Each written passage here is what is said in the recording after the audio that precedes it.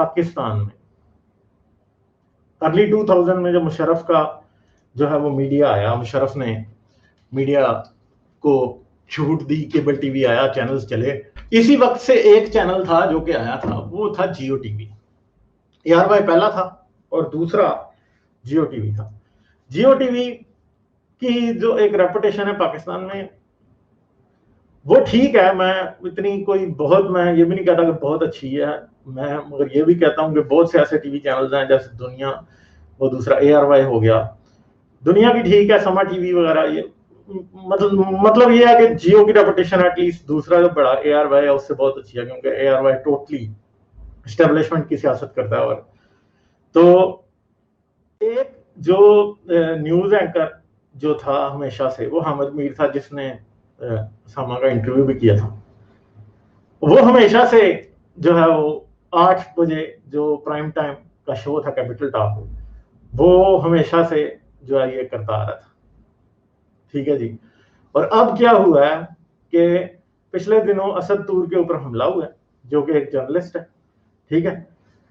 असद तूर के ऊपर हमला होने की वजह से क्या हुआ जी कि उसे मारा है, और ये पहली दफा नहीं हुआ कि किसी सहाफी को ये फरिश्तों ने उठाया हो, ठीक है, खलाई मखलूक ने, और उठाने के बाद क्या किया, उसे मारा हो, उसके बाल काटे हो। पिछले साल एक चीमा साहब हैं, वो हैं, मुझे सही पूरा नाम नहीं याद आ रहा, उसको मारा, उसकी टिंड कर दी, सहाफी को मार मूर के उसको छोड़ा, और वो पकड़ा किसने था इन द एंड, फिर वही इस्टेब्लिशमेंट के इदारों के ऊपर बात आ रही थी।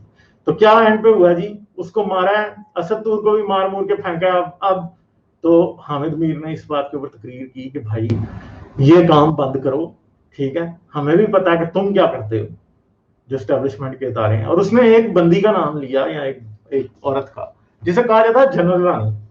जनरल रानी कौन थी? जनरल रानी जो थी वो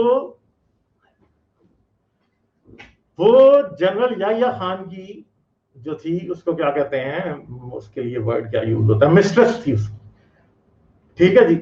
और ये भी कहा जाता है कि वो ऐसी पार्टीज अरेंज किया करती थी जहां पे बहुत से एस्टेब्लिशमेंट के लोग आए होते थे, और उधर वो आते थे, और लड़कियां शड़कियां और शराब और ये वो सब कुछ चलता था, ठीक है।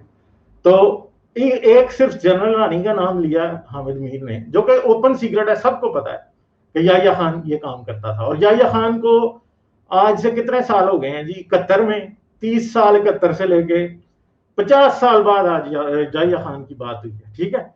और अभी भी इनको इतनी तकलीफ हुई है कि याह्या खान को बुरा क्यों कहा है, या इस एस्टेब्लिशमेंट के ऊपर सवाल क्यों उठाया कि उन्होंने 20 साल बाद हामिद मीर को जियो टीवी के ऊपर अब कैपिटल रॉक का शो हामिद मीर नहीं करेगा, ठीक है जी।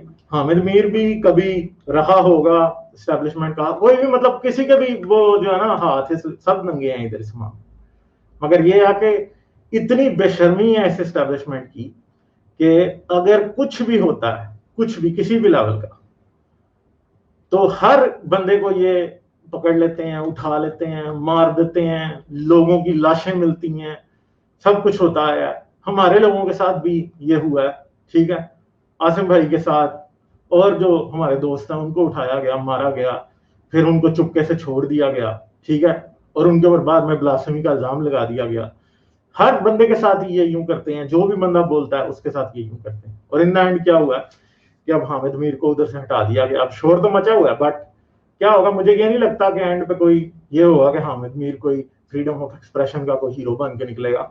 एंड पे समझौता होगा। मुझे नहीं पता कि कौन सा बंदा, अब अंदर एस्टेब्लिशमेंट के भी 2-3 ग्रुप होते हैं, कौन सा ग्रुप हामिद मीर के खिलाफ है। हामिद मीर भी अगर बोल रहा है तो मुझे थोड़ा सा हैरानगी होती है इस बात पे कि मैं नहीं समझता कि ये एस्टेब्लिशमेंट के ये एक धड़े की मर्जी के बगैर हामिद मीर भी इतनी बात कर सकता है जितनी आज वो कर रहा है, ठीक है।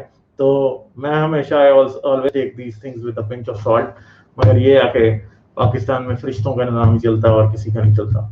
अफसोस ही अफसोस है, बस और कुछ नहीं है। और अभी भी इस मुल्क में मजहब का चूरन बेचा जा रहा है, चौकीदार की तारीफें की जा रही हैं, चौकीदार को खुदा बताया जा रहा है। इस पाकिस्तान में असल में जो असल अल्लाह है वो चौकीदार है, उसके बाद दूसरा कोई अल्लाह है, कोई रसूल है तो है।